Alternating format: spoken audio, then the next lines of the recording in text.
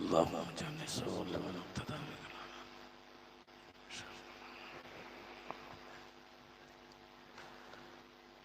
السلام عليكم ورحمة الله وبركاته.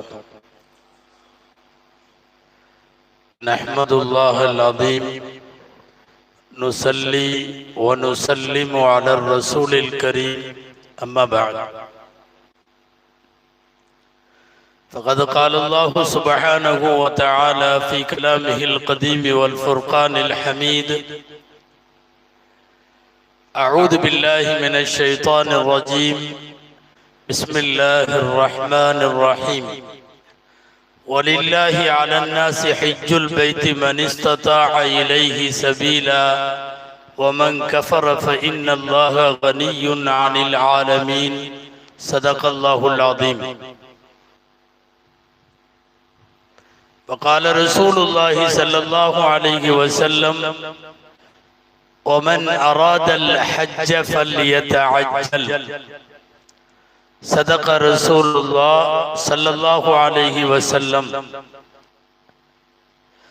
அளவற்ற அருளாளனும் நிகரற்ற அன்புடையோனுமாகிய எல்லாம் வல்ல அல்லாஹுவின் பெயரால் துவங்குகிறேன்.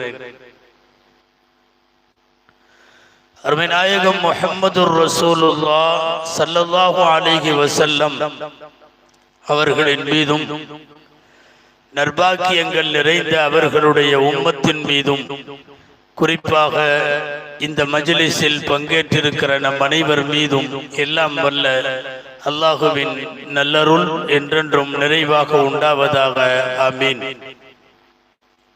சங்கைக்குரிய உலமா பெருமக்கள், மரியாதைக்குரிய இந்த மஸ்ஜிதினுடைய நிர்வாக பெருமக்கள், இவ்வாண்டு பயணம் மேற்கொள்ளுகிற ஹாஜிகள், ஹாஜியாக்கள், வருகை தந்திருக்கிற சகோதரர்கள், உங்கள் அனைவருக்கும் என் ஆரம்பமான அஸ்ஸலாமு அலைக்கும் வரஹ்மத்துல்லாஹி வபரகாத்துஹ்.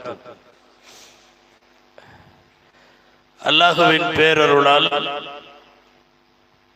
உலகம் முழுக்க ஆங்காங்கே ஹஜ் பயணம் புறப்படுகிற ஹாஜிகளை அழைத்து அவர்களுக்கு ஹஜ் வழிகாட்டுதல் முகாம் நடத்தி அவர்களின் துஆவை கேட்கிற நல்லதோர் நிகழ்வின் வரிசையில் இங்கும் அந்த நிகழ்வு நடைபெறுகிறது.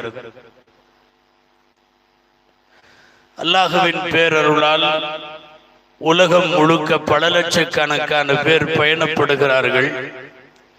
இந்த ஆண்டு இந்தியாவிலிருந்து 1,75,000 பேர் ஹஜ் பயணம் புறப்படுகிறார்கள்.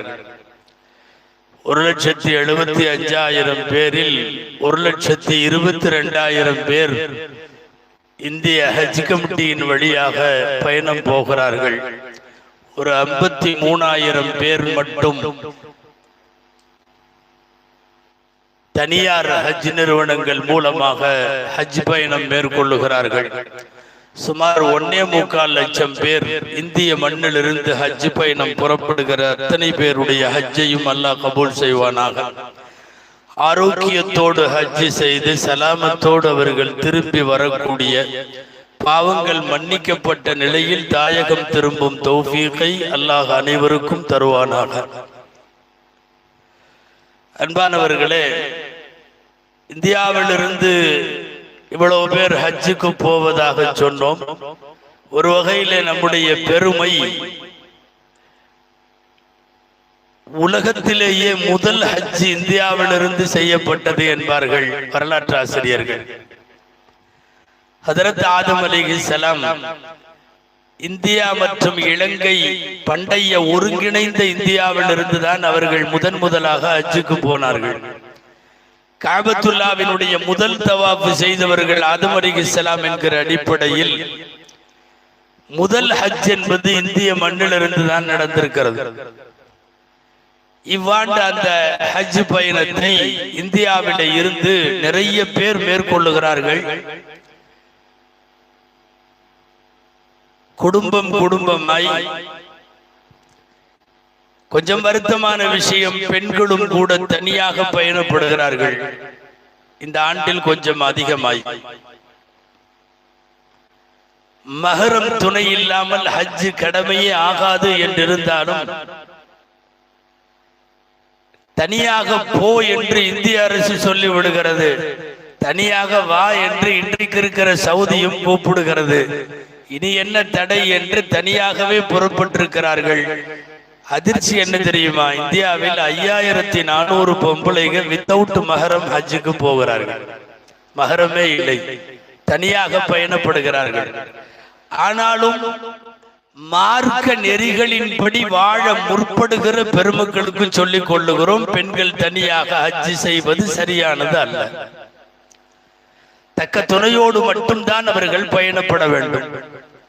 ஹைர், அல்ஹம்துலில்லாஹ். ஹஜ் பயணம் நம்முடைய கனவு பயணம்.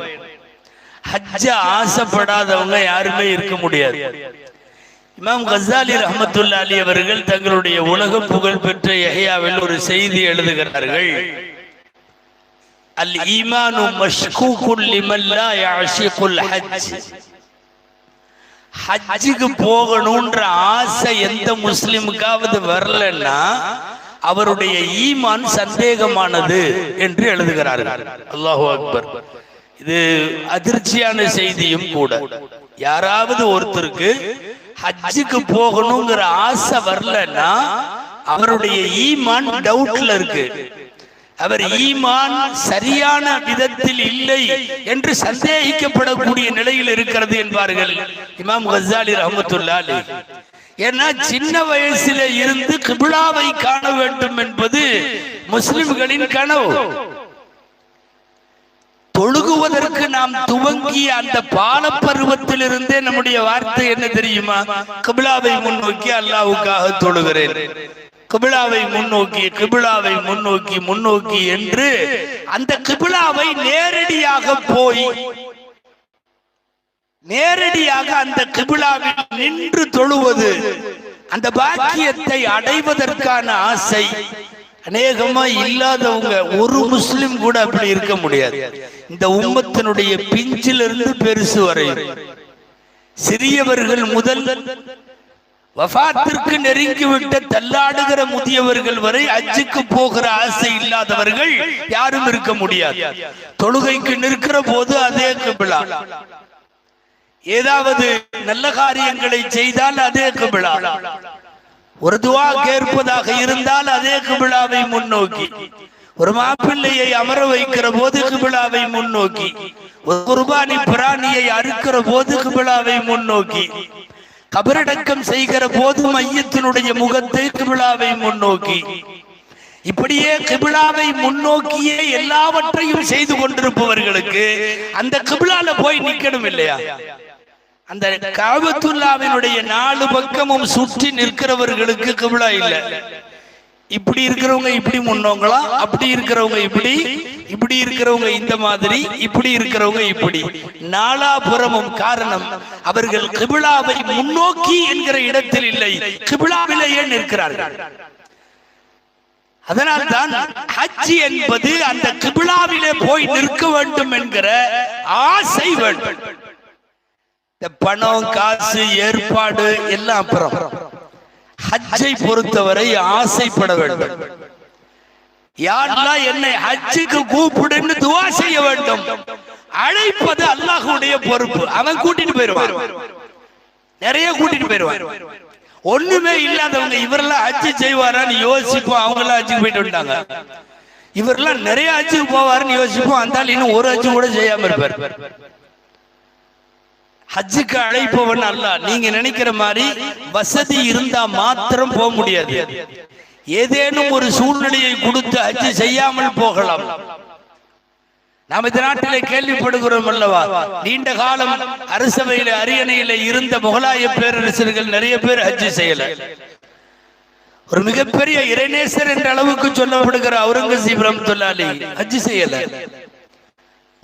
போலான்னு இருந்து போக முடியல. காசு பணம் ஹஜ் பயணத்தை தீர்மானிக்கிற இடத்தில் இல்லை. ஹஜ்ஜை தீர்மானிப்பவன் இறைவன். ஆசை வேண்டும், எனக்கு ஹஜ் பாக்கியம் வேண்டும் என்கிற துஆ வேண்டும்.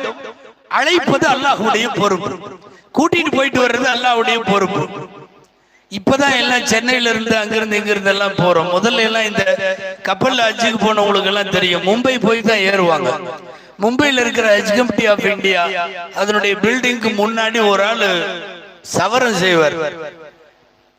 கிட்டத்தட்ட அவரு சவரம் செய்யறது எல்லாருமே ஆட்சிகளுக்கு தான். ஏன்னா அந்த பில்டிங்க்கு எதிரில் எல்லாம் உம்ரா ஹஜ் பயணம் பண்றவங்க பூரா தாடி எல்லாம் ஒதுக்குறதுக்கு அவர்கிட்ட தான் வருவாங்க. காத்தால கடந்து வந்தாருன்னா நைட்டு வரைக்கும் அவர் வேலை என்னன்னா பூரா சவரம் செய்யறது பூராமே ஆட்சிகளுக்கு தான்.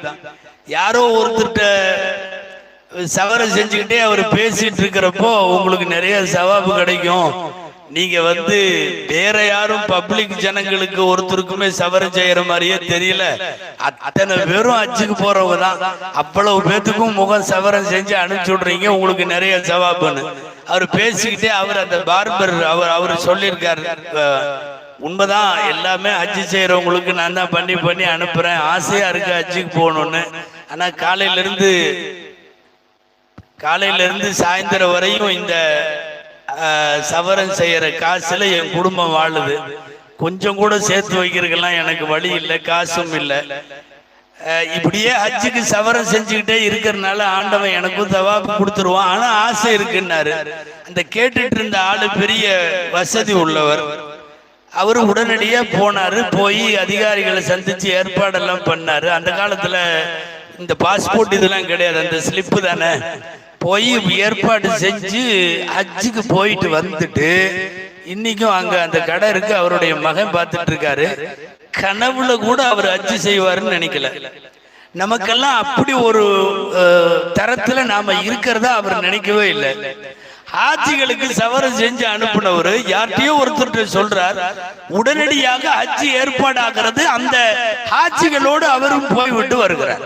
நான் சொல்ல வர்றது, ஹஜ்ஜி என்பது பணங்காசு வைத்திருப்பவர்கள் மாத்திரம் செல்லுவார்கள் என்று நினைப்பது தவறு. தேவைப்பட்டால் அதற்கான வாசல்களை வழிகளை அல்லாஹ் திறந்து வைப்பான். அப்படி இந்த உலகத்தில் ஏராளமான ஏழைகள் ஹஜ்ஜு செய்திருக்கிறார்கள், பெரும் பணக்காரர்கள் நிறைய பேர் ஹஜ்ஜு செய்யாமலும் இருந்திருக்கிறார்கள். அரசர்கள், அதிகாரிகள், உயர் உத்தியோகத்தில் இருந்தவர்கள் எக்கச்சக்கமான பேர். ஒண்ணும் இல்ல, அடுத்த வருஷம் போலான்னு தள்ளி போட்டு கபருக்கு போற வரையும் செய்ய முடியாமையே போனவங்க நிறைய பேர். முதல்ல ஹஜ்ஜு கடமை என்பது காலத்தின் கடைசியில் செய்யப்படுவது அல்ல, இள வயசுலயே ஹஜ்ஜுக்கு போகணும். அதாவது இந்த சின்ன வயசுல இருந்து நமக்கெல்லாம் சொல்லி கொடுத்துருப்பாங்க மதரசால். 1வது கலிமா, 2வது தொழுகை, 3வது நோன்பு, 4வது ஜக்காத்து, 5வது ஹஜ்ஜுமாங்களா. இதை தப்பா புரிச்சுட்டாங்க போல் இருக்கு. கடைசியில தான் ஹஜ்ஜு பண்ணணும், அது சொல்ற வரிசையில தான், அது சீரியல்ல தான் 5வது ஒழிய சின்ன வயசுல ஹஜ்ஜு செய்ய அப்படி தப்பா புரிஞ்சுக்கிட்டாங்க. வரிசையில் தான் அது கடைசி. ஆயுளை பொறுத்தவரை ஆரம்பத்திலேயே செய்யப்படும், இள வயசிலேயே செய்யப்பட வேண்டும். வசதி இருப்பவர் நிறைவேற்ற வேண்டும். எந்த இடத்திலும் அது 50 வயசு தாண்டி 60 வயசு தாண்டி என்கிற வயது வரம்பை குர்ஆனோ ஹதீஸோ சொல்லவில்லை. சில பேர் இதுல கொஞ்சம் கிராஸா யோசிக்கிறவங்க எல்லாம் இருக்காங்க. ரசூலுல்லாஹ்வே 60 வயசுல தான் போனாங்க, அதனால நம்ம ஏன் அவ்வளோ இள வயசுல போகணும் அப்படின்னு. ஸல்லல்லாஹு அலைஹி வஸல்லத்திற்கு வஹியை வாங்கி சட்டமாக்குகிற பெரிய பொறுப்பு இருந்தது. அதனால அல்லாஹ்வா அதை தள்ளி வச்சிருந்தான். எல்லாருக்கும் சூழல் அப்படி அல்ல. நம்மள சில பேர்லாம் பல சௌரியங்களை யோசிச்சுக்கிட்டு தான் போறதில்லை. போயிட்டு வந்தா தாடி வைக்கணுங்கிறாங்க, பார்த்துக்கலாம், அப்புறம் போயிட்டு வந்தா தப்பு பண்ணக்கூடாதுங்கிறாங்க, கொஞ்சம் நிறைய பண்ண வேண்டியதெல்லாம் இருக்குது, அதனால பூராத்தையும் பண்ணி முடிச்சுட்டு அப்புறம் கடைசியில பார்த்துக்கலாமே, காலம் போன கடைசியில கபரு வான்னு கூப்பிடுறப்போ அந்த டைம் ஹஜ்ஜுக்கு பண்ணிக்கலாமேன்ற மாதிரி சில பேர், அதாவது பிளானடாவே தப்பு பண்றதுன்னு முடிவு பண்ணி அதையெல்லாம் முடிச்சதுக்கு அப்புறம் போகலாம். ஏன்னா போயிட்டு வந்ததுக்கு அப்புறம் என்னன்னா நம்ம தலைப்பு செய்தி மாதிரி ஆயிடுவோம். ஆஜியாரு பாத்தீங்களா அப்படிமாங்க. ஏதாவது தப்ப ஊர்ல யாரு பண்ணாலும் பெருசு இல்ல, ஆஜியார் பண்ணா அது தப்பு. அஜர்தே இப்படி, ஆஜியாரே இப்படி, இந்த ரெண்டு தான் அடிக்கடி வரும், டைட்டில்லையே நின்றுக்கும். அது கேபிட்டல் நியூஸ் நம்ம தான். அதனால ஏன் சிக்குவானு சில பேர் எல்லாம் தலைமுடி ஃபுல்லா நிறைக்கிற வரையும் அஜிக்கு பெறப்படுறது இல்லை. இவர் கடைசியில அஜிக்கு போலான்னு பெறப்படுறப்ப மூட்டு வலி, முதுகு வலி எல்லாமே வந்துருது. அதுக்கப்புறம் அவர் வீல் சேர்ல உட்காந்து அரைகுறையா ஹஜ்ஜி செஞ்சுட்டு வர்ற மாதிரி இருக்கு. நான் சொல்ல வருவது, இளமையில் ஹஜ்ஜி செய்ய வேண்டும். நல்ல தேக ஆரோக்கியம் இருக்கிற போது, மூட்டு வலியும் முதுகு வலியும் இல்லாத போது, நடப்பதற்கு கால்கள் தெம்பாக இருக்கிற போது, அமர்ந்து தொழாமல் நின்று கொண்டு இபாதத்து செய்வதற்கான பலு உடலிலே இருக்கிற போது அப்பவே ஹஜ்ஜி செஞ்சிடணும்.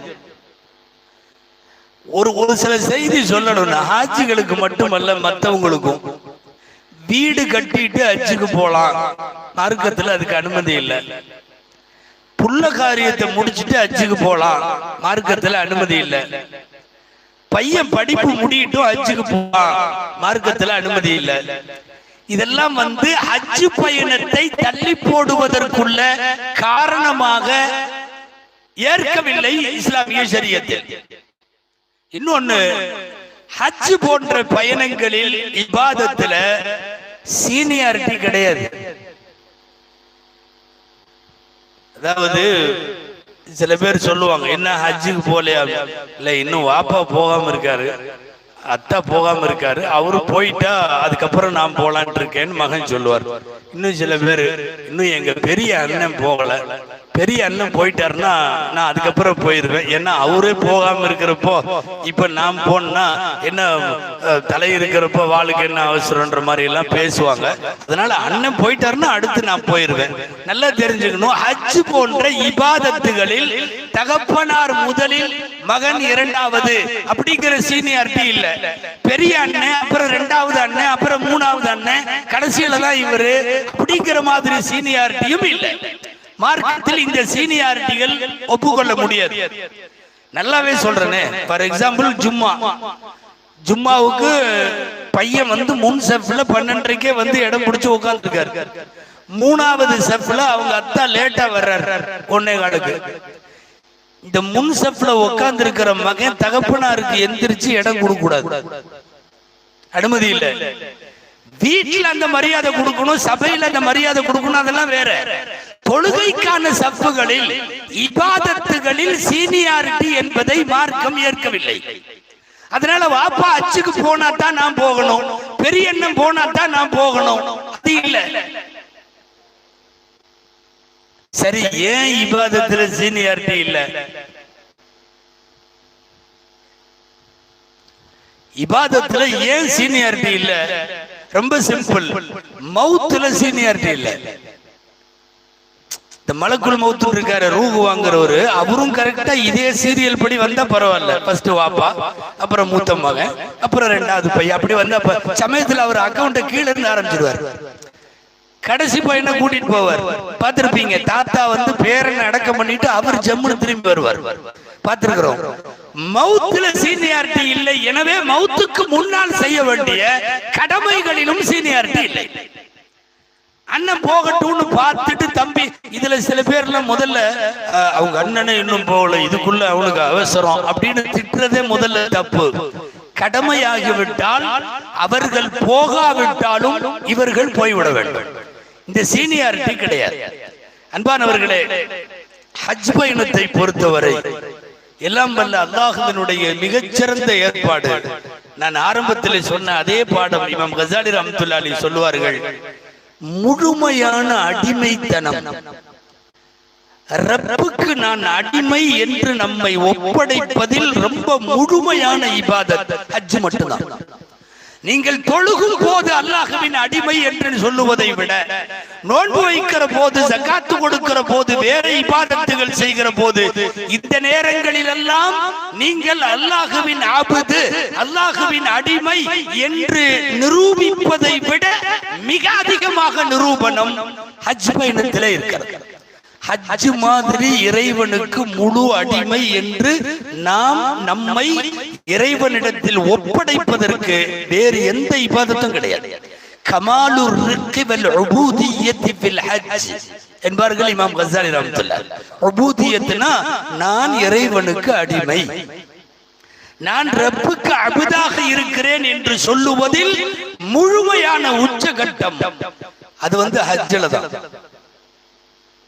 தொழுகையில எல்லாம் கூட நீங்க ஏதாவது அது தொழுகையும் தான், அது உடற்பயிற்சியும் தான் சொல்லிருவீங்க, பயிற்சியும்பீங்க. நோன்பு ஒரு வகையில பட்டினி இருந்தா ஆரோக்கியம்னு சொல்லிடுவீங்க. தான தர்மம்னா ஏழைகளை பார்த்து இரக்கம் வந்துச்சு, அவரு அது ஒரு ஹெல்ப் மைண்டட் பர்சன் அவரு, அதனால அவர் கொடுக்கிறாருன்னு சொல்லி உலகத்துல என்னென்னமோ சொல்லலாம். இந்த ஹஜ்ஜில மட்டும் வேற எதுவுமே சொல்ல முடியாது. முழுக்க முழுக்க அல்லாஹுவை நோக்கி நான் வருகிறேன் என்று பயணப்படுகிற அற்புதமான பயணம். கீழே ஒரு துணி, மேல ஒரு துணி, ரெண்டே துணி, தலைவிரி கோலம், அலங்காரங்கள் எதுவுமே இல்லை. கிட்டத்தட்ட கபருக்கு பயணப்படுறப்பவும் மொத்தம் 3 துணி தான் கபர்ல, இல்லையா? கஃபன் செய்யறது தெரியுமில்லங்க, ஆணுக்கு 3 துணி, பெண்ணுக்கு 5 துணி, இல்லையா? இந்த 2 துணி, கீழே 1 மேல 1, அப்புறம் ஒன்னா சேர்த்து ரோலா சுத்துற ஒரு துணி. இதை தவிர வேற ஒண்ணும் இல்லை. அந்த துணியோடு லப்பைக் அல்லாஹும்ம லப்பைக், ரப்பே நான் உன்னிடத்தில் வந்து விட்டேன். இதுதான் கமாலுல் உபூதியத் என்று சொல்லுவார்கள். அல்லாஹ்வின் அடிமை என்று சான்று பகருகிற உச்சகட்டமான வெளிப்பாடு இந்த பயணம். அது இஹ்ராமில் தெரியும், தல்பியாவில் தெரியும். கிட்டத்தட்ட மௌத்தா போற மாதிரி தானே சொல்றாங்க ஹஜ் பயணத்தை. அதனால தானே பயணம் சொல்லிட்டு போறோம், அதனால தானே கடனை கொடுத்துட்டு போறோம், அதனால தானே பொறுப்பு கேட்டு போறோம், எல்லா ஏற்பாடுகளையும் செஞ்சு முடிச்சுட்டு போறோம். திரும்பி வரலாம், வராமல் இருக்கலாம். இந்த காலத்தில் கூட வருவதற்கான வாய்ப்புகளை அதிகமாக வைத்திருக்கிறோம். ஒரு நேரத்தில் யோசிச்சு பார்த்தா, கப்பல்ல ஹஜ்ஜுக்கு போனவங்க இங்க யாராவது இருக்கீங்களா? கப்பல்ல போனவங்க யாரும் இல்ல. ஒரு நேரத்தில் அப்படி மாச கணக்கில் பயணம், மும்பையில இருந்து மாச கணக்கில். அவருக்கு சமயத்துல எங்கேயாவது கடல்ல உட்கார்ந்து லெட்டர் எழுதுவார் வீட்டுக்கு. லெட்டர் வர்றதுக்குள்ள ஆஜியாரே திரும்பி வந்துருவார். அவ்வளவு நேரம் ஆகும். சமயத்துல அங்க ரூஹு போயிரும். பெரிய மருத்துவ வசதிகள் எல்லாம் இருக்காது. இன்னைக்கெல்லாம் ஏதாவது ஆச்சுன்னா உடனே ஐசியூல அட்மிட் பண்ணி உங்களை ஆளை ரெடி பண்றாங்க. கப்பல்ல போகிற போது பெரிய வசதி எல்லாம் இல்லை. அவர் வஃபாத்தாயிருவாரு. கப்பலின் ஒரு தளத்துல தொழ வைப்பார்கள். ஜனாசாவை மேல் தளத்துல தொழுக வச்சு கப்பல்ல கட்டி கபர்ல வைக்கிற மாதிரியே பிஸ்மில்லாஹி அல்லாஹு அக்பர்னு கடல்ல இறக்குவாங்க. எங்கேயும் ஊர்ல கொடுத்து அடக்கம் பண்றதெல்லாம் இல்ல. ஹாஜி கப்பல்ல போறப்ப வழியில இறந்துட்டா பிஸ்மில்லாஹி அல்லாஹு அக்பர்னு போட்டுருவாங்க. அது கடல் வாழ் உயிரினங்களுக்கு தீனியாகிவிடும். இன்னும் சொல்ல போனா, அவர் இறந்து ஹஜ்ஜெல்லாம் முடிஞ்சு கூட போன ஆஜிகள் திரும்பி வர்றப்பதான் தெரியும் ஆஜியார் மவுத்து, போனவர் மவுத்துன்னு. இன்னைக்கு மாதிரி உலகம் இல்லையே. இன்னைக்கெல்லாம் வாட்ஸ்அப், ஃபேஸ்புக் ரூஹு போக போகவே போயிட்டு இருக்குதுன்னு எழுதுறானுவோம். நம்ம பசங்க இன்னும் போகவெல்லாம் இல்லை, போயிட்டு இருக்கிறதெல்லாம் அனுப்புறான். ஒவ்வொரு ஸ்டெப்பா, அநேகமா இன்னும் சில நிமிடங்கள் ஸ்டெப் பை ஸ்டெப்பா ரூஹு போகுது. இப்போ பூரா வாட்ஸ்அப்ல ரூஹு போகுது. கப்பல்ல ஹஜ்ஜில் அன்னைக்கு பயணப்பட்டவங்க இந்த மாதிரி கடுமையான சிரமத்தில். இன்னைக்கு அந்த மாதிரி இல்ல, ஓரளவு பயணங்கள் லகுவாக்கப்பட்டிருக்கிறது. லப்பைக் அல்லாஹும்ம லப்பைக், யா அல்லாஹ் இதோ நான் உன்னிடத்தில் வந்து விட்டேன் என்று இறைவனிடத்தில் நம்மை ஒப்படைக்கிறார். லப்பைக்கு அதான் அர்த்தம். லப்பைக்குன்னா என்ன தெரியுமா? இந்தா வந்துட்டேன், என்னைய ஒப்படைச்சிட்டேன், என்னை எடுத்துக்கோ, டோட்டல்லி சரண்டர் அப்படின்னு அர்த்தம். நீங்க லப்பைக்கு அர்த்தம் சொன்னா முழுமையாக சரணாகதி அடைதல், சரண்டர். அல்லாஹ் லப்பைக் அல்லாஹும்ம லப்பைக். ஹஜ்ஜுக்கு போறவங்க மாத்திரம் கொஞ்சம் கையை தூக்குங்களா இந்த ஆண்டு. மாஷா அல்லாஹ். ஹஜ் பயணம் உங்கள் எல்லோருடைய ஹஜ்ஜையும் அல்லாஹ் கபூல் செய்வான். நாங்களும் தான் வர்றோம். நம்முடைய எல்லோருடைய ஹஜ்ஜையும் அல்லாஹ் கபூல் செய்வான். தல்பியா மட்டும் ஓதுவோம். லப்பைக் அல்லாஹும்ம லப்பைக் لبيك لا شريك لك لبيك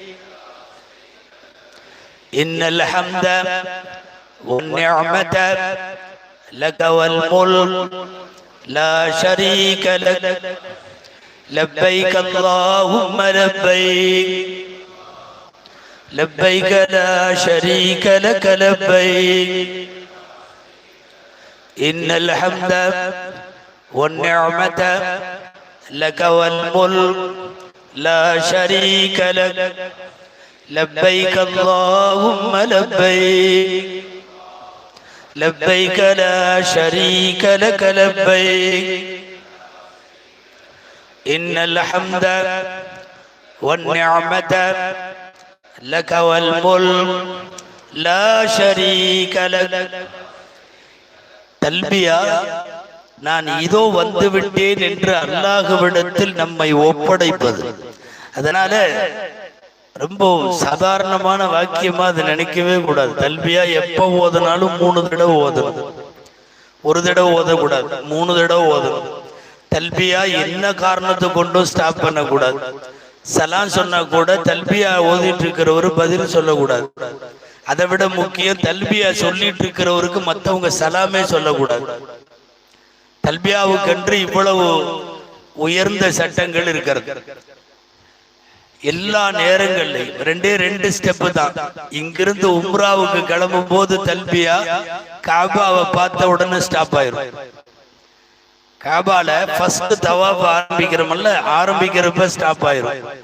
திரும்ப ஹஜ்ஜுக்காக நம்ம இஹ்ராம் கட்டுவோம். ஷைத்தானுக்கு முதல் கல் எறிகிறப்ப தல்பியா ஸ்டாப். அதுவரையும் மினாவில், மக்காவில், மினாவினுடைய மைதானங்களில், அரபாவில், முஸ்தலிஃபாவில், எல்லா இடத்திலையும் ஹாஜியினுடைய வார்த்தை தல்பியா தான். ரொம்ப உச்சகட்டமான திக்ர் ஏதாவது சொல்லுங்கன்னு கேட்டா ஹாஜிக்கு தல்பியா தான் திக்ர். தல்பியாவை மீறி ஒன்றும் இல்லை. ஆக இதோ நான் வந்துவிட்டேன் என்று இறைவனிடத்தில் ஒப்படைப்பதாலும், ஒரு தலைவிரி கோலமாக கஃன் துணி போன்ற ஆடையோடு கிளம்புவதாலும், முழுமையான அபுதியத், முழுமையான இறைவனுடைய அடிமை என்று சாட்சி பகருகிற அற்புதமான பயணம் ஹஜ் பயணம் மாத்திரம்தான். இது அல்லாஹ்வுடைய ஏற்பாடு. ஆசைப்பட்டவர்கள், துஆ செய்தவர்களை அல்லாஹ் அவன் பக்கம் அழைத்து கொள்ளுகிறான். அப்படி அழைத்து கொள்ளுகிற பயணம் தான் ஹஜ். யாரெல்லாம் போகணும்னு நினைச்சிருக்காங்களோ, ஃபியூச்சர்ல போகணும்னு நினைக்கிறாங்களோ, எல்லாரும் ஹஜ் ஆசைப்பட வேண்டும், ஹஜ் துஆ செய்ய வேண்டும். வயசு வரமெல்லாம் இல்லை, இவ்வளவு வயசுக்கு அப்புறம் என்ன அப்படின்னு எல்லாம் யோசிக்க கூடாது. பொதுவா உங்களுக்கு தெரியும்னு நினைக்கிறேன், ஹாஜிகள் இந்த கிளாஸ் எல்லாம் நிறைய போயிருப்பீங்க. அதனால நான் மசாயிலுக்குள்ள போகல.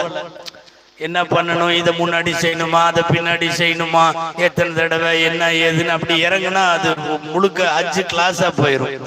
அது ரொம்ப நீண்டும் போயிடும். கேள்விப்பட்டிருப்பீங்க, நம்ம தவாஃப்ல மக்காவில் இருந்து விடைபெறுகிற போது ஒரு தவாஃப் செய்வோம். அந்த தவாஃபுக்கு என்னங்க பேரு? விதா. அல்ஹம்துலில்லாஹ், தவாஃபுல் விதான்னு பேர். அதாவது நான் போயிட்டு வர்றேன் அப்படின்னு காபத்துல்லாட்ட சொல்லிட்டு கிளம்புற அந்த தவாஃப், டாடா காட்டுற தவாஃப்னு சொல்லுவாங்க காபத்துல்லாஹ்.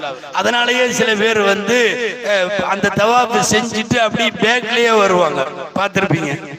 காபாவை பார்த்துக்கிட்டே கொஞ்சம் தூரம் மறையிற வரைக்கும் வந்துட்டு அப்புறம் தான் அப்படி திரும்பி போவாங்க. இங்கிருந்தே முதுக காட்டிட்டு போக மாட்டாங்க. இங்க நடுவுல காபான்னா பின்னாடியே கொஞ்சம் தூரம் போவாங்க. தவாஃபுல் விதா. நான் சொல்ல வர்ற விஷயம் என்னன்னா, தவாஃபுல் விதாவுல நாம கேட்க வேண்டிய துவா என்ன தெரியுமா? நீங்க கிதாபுகள்ல ஹஜ் துவாக்கள்ல பார்த்தாலே இருக்கும். என்ன தெரியுமா? அல்லாஹ்ட்ட கேட்கறது என்ன தெரியுமா? அல்லாஹ் யகூன ஹாதா ஆகிர் அஹதின் பில் பைத். யா அல்லாஹ், இந்த காபத்துல்லாவுக்கு நாங்க வர்ற இதை கடைசியா ஆக்கிறாத அப்படின்னு கேட்கணுமா? இதுல தவாஃபுல் விதால துவாவே அப்படிதான் சொல்லி தர்றாங்க. யாரா இருந்தாலும் அப்படிதான் கேட்போம். என்னது? யா அல்லாஹ், எங்களுக்கு இத கடைசி தடவையாக ஆக்கிறாத. அப்படின்னா என்ன அர்த்தம்? திரும்ப திரும்ப வர்றதுக்கு தௌஃபீக் கொடு, வாய்ப்பு கொடு அப்படின்னு அர்த்தம். இது எல்லாரும் அப்படிதான் கேட்கணும். நாளைக்கு மௌத்தா போற மாதிரி உள்ள கண்டிஷன்ல குடு கிழவர் ஒருத்தர் இருக்காரு, அவரும் அதைத்தான் கேட்கணும். இத கடைசியா ஆக்கிறாத, அழைத்து வருபவன் அல்லாஹ். நம்மளால முடியாதுன்னு நீங்களா ஏன் முடிவு பண்ணணும்? மிகப்பெரிய மார்க்க அறிஞர் அல்லாமா சுஃபியானு சௌரி ரஹிமஹுல்லாஹ், இமாம்கள் காலத்துக்கு முந்தையவர், அபூனிஃபா ரஹ்மத்துல்லாஹி அலைஹியுடைய சமகாலம். இமாம் ஷாஃபி ரஹ்மத்துல்லாஹி அலைஹி, மாலிக் ரஹ்மத்துல்லாஹி அலைஹிக்கெல்லாம் மூத்தவங்க இவங்க. பெரிய இமாம், எக்கச்சக்கமான ஹஜ் பண்ணியாச்சு. நல்ல கூணு விழுந்து வயசான காலத்துல ஹஜ்ல நிக்கிறாரு. அவரு தவாஃபுல் விதா பண்றாரு. விதாவை முடிச்சிட்டு அங்க துவா கேட்டிருக்காரு. அல்லாஹும்ம லா தஜஅல் ஆகிர ஹாதா ஸஃப்ரி அஹதன் பில் பைத்தி. யா அல்லாஹ், எனக்கு இந்த பிரயாணத்தை கடைசியா ஆக்கிறாது. 90 வயசுக்கு மேல இருக்கும்னு நினைக்கிறேன். நல்ல கிழவர் கேட்டுட்டு இருக்காரு. இந்த பக்கத்துல இருந்தார்ல ஒருத்தர், அவரு கேட்டிருக்காரு, இத்தனை வயசாச்சு, இவ்வளோ அச்சும் பண்ணிட்டீங்க, அப்புறம் இதுக்கப்புறம் என்ன இதை கடைசி ஆக்கிறதுன்னு கேட்குறீங்க அப்படின்னு சுஃபியான் தௌரி ரஹ்மத்துல்லாஹி அலைஹி அவன்கிட்ட சொன்னாங்களா, அந்த ஆள்கிட்ட, நீ சொல்லாத அதை 10 வருஷத்துக்கு முன்னாடி நான் இப்படி துவா செய்யறப்போ உன்ன மாதிரியே ஒருத்தர் பக்கத்துல நின்றுட்டு உங்களுக்கு தான் வயசு நிறைய ஆச்சல்ல, நிறைய ஆச்சு பண்ணிட்டீங்கல்லன்னு கேட்டான். நான் ஆனா அந்த துவாவை கேட்டுதான் போனேன். அதுக்கப்புறம் 10 ஆச்சு நான் பண்ணிட்டேன். ஆனா அந்த ஆளு என்கிட்ட எவன் சொன்னானோ அவன் என்ன ஆனான்னு தெரியல. நீங்க எல்லாம் கேட்கறீங்களான்னு, அதனால நான் கேட்டுதான் இருப்பேன். இதுதான் தவாஃபுல் விதாவுடைய துவான்னு சொல்லிட்டு, தவாஃபுல் விதாவுக்கு அல்லாஹ் நினைத்தால் குடுகுடு கிழவனை கூட கொண்டு வந்து அல்லாஹ் காபத்துல்லாவிலே நிறுத்தி விடுவான். வாய்ப்பு தருபவன், அழைத்து செல்பவன் அல்லாஹ். நாம் அதை ஆசைப்பட வேண்டும், அவ்வளவுதான். யாரெல்லாம் என்ன ஹஜ்ஜுக்கு கூட்டிட்டு போயிருன்னு கேட்கணும். என் குடும்பத்துக்கும் என் சந்ததிக்கும் என் பரம்பரைக்கும் யாரெல்லாம் கூட்டிட்டு போன்னு சொல்லணும். ஹஜ்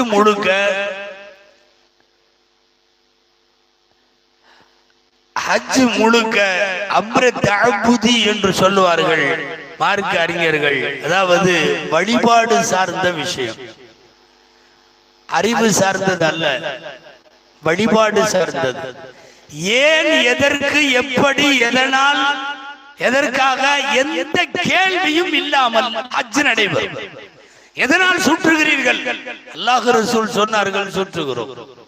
ஏன் தொங்கோட்டம் ஓடுகிறீர்கள்? தெரியாது, அல்லாஹ் ரசூல் சொன்னார்கள், செய்கிறோம்.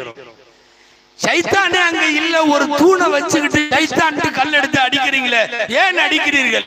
தெரியாது, அல்லாஹ் ரசூல் சொன்னார்கள், நாங்கள் செய்கிறோம். 25 லட்சம் பேர் ஒரு மைதானத்துல ராத்திரி ரோட்ல படுத்து கிடக்குறீங்க, ஏன் இப்படி கிடக்குறீங்க? அல்லாஹ் ரசூல் சொன்னார்கள், நாங்க படுத்து கிடக்கிறோம். காரண காரியங்களை கேட்காமல், அது குறித்து வினாக்கள் எழுப்பாமல் செய்வது ஹஜ்.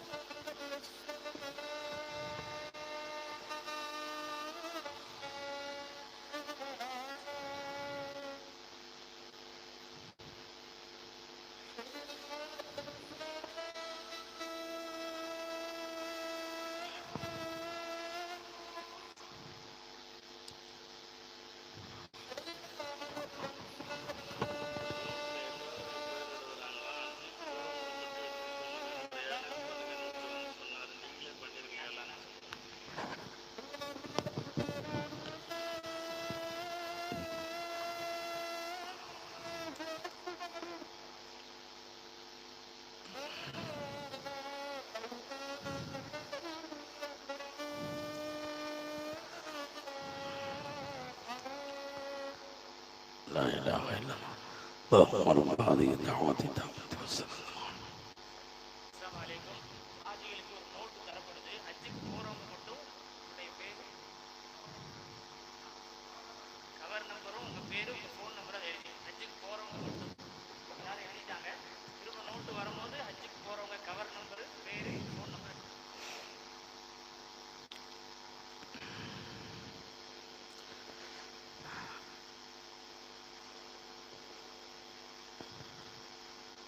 காரண காரியங்களை எல்லாம் கேட்காமல் செய்யப்படுகிற பிரயாணம் ஹஜ் பிரயாணம். என் அறிவுக்கு புரிஞ்சாதான் நான் ஹஜ் செய்வேன்னா ஹஜ்ஜில் எந்த அமலும் செய்ய முடியாது. தவாஃபில தொடங்கி எல்லாமே தவாஃபு, சஇ, Safa Marwa, Mina, Arafah, Muzdalifah, Jamarat அத்தனையும் அறிவுக்கு அப்பாற்பட்டது. அறிவுல விளங்குனா தான் சொன்னா ஹஜ்ஜுக்கே போக முடியாது. சஃபா டு மர்வா ஓடுறாங்க, ஏறத்தாழ ஒரு 700 metre. Safa to Marwa 1/2 kilometre. ஆஜிகள்லாம் மெயினா இப்ப இருந்தே நடக்க ஆரம்பிச்சிருக்கணும். நீங்க இங்கிருந்தே நடந்து பழகினா தான் அங்க போய் நடக்க முடியும். ஒரே ஒரு தடவை சஃபா டு மர்வா 700 மீட்டர் 7 தடவை திரும்ப திரும்ப அடிச்சிங்கன்னா 7 49 கிட்டத்தட்ட 5 கிலோமீட்டர். ஒரு சைக்கு 5 கிலோமீட்டர் பண்ணணும். 5 கிலோமீட்டர் நடக்கணும். 5 கிலோமீட்டர்னா இங்கிருந்து உக்கட வரை வருமா? 5 கிலோமீட்டர் ஒரே ஒரு சாய்க்கு எவ்வளவு நடக்கணும்னு யோசனை பண்ணீங்க. இப்பவே நடந்தா மட்டும்தான் முடியும். அங்க திடீர்னு எல்லாம் நடக்க முடியாது. சஃபா மர்வா நான் சொல்ல வந்தது, ஏன்பா ஓடுறீங்க? ஆட்சிகள்கிட்ட கூப்பிட்டு கேளுங்க, எதுக்கு ஓடுறீங்க? இது சைல ஓட சொல்லியிருக்காங்க. அது முன்னாடி இப்ராஹிம் அலைஹிஸ்ஸலாம் மனைவி ஹாஜரா அம்மா அவங்க கையில குழந்தைய வச்சுக்கிட்டு அவங்க தண்ணி இல்லாம இங்கிருந்து அங்க ஓடினாங்க, அங்கிருந்து இங்க ஓடினாங்க. அல்லாஹ் ஓட சொல்லிட்டான், அதனால நாங்களும் அதே மாதிரி அங்கிருந்து இங்கிருந்து அங்க ஓடுறோம்னு சொல்லிட்டு ஓடுற ஆளு தண்ணி பாட்டில் கையிலேயே வச்சிருப்பாரு இல்லையா? அந்த அம்மா தண்ணி இல்லாம ஓடினாங்க. சரி, நம்ம இன்னைக்கு காரணம்லாம் கிடையாது. அவங்க அன்னைக்கு ஓடினாங்க, நீ இன்னைக்கு ஃபுல்லா தண்ணி கையில இருந்தாலும் நீ ஓடு. அன்னைக்கு இப்ராஹிம் அலைஹிஸ்ஸலாம் போய் சைத்தானேன்னு விரட்டினாங்க. அவன் ஆள் இருக்கானோ இல்லையோ, அந்த இடம் அப்படி இருக்கு, நீ அடி, அங்க கல் அடி. ஸல்லல்லாஹு அலைஹி வஸல்லம் போய் அங்க காலையில சூரியன் உச்சமாகிற சூரிய உச்சம் ஜவால்ல இருந்து சூரியன் மறையிற வரையும் அங்க உட்கார்ந்து இருந்தாங்க. நானும் அங்க போய் உட்கார்றேன். காரண காரியம் கேட்க கூடாது. இதுக்கு ரொம்ப மிகச்சரியான ஒரு வார்த்தை இருக்கிறது. என்னன்னா, ஹஜ்ரத் உமர் ரலியல்லாஹு அன்ஹு ஹஜ்ருல் அஸ்வத் கல்ல முத்தமிடுற இடத்துல சொல்லுவாங்கல்ல, அலமு அன்னகி ஹஜருல்லா தன்ஃபஉ வலா ததுர்.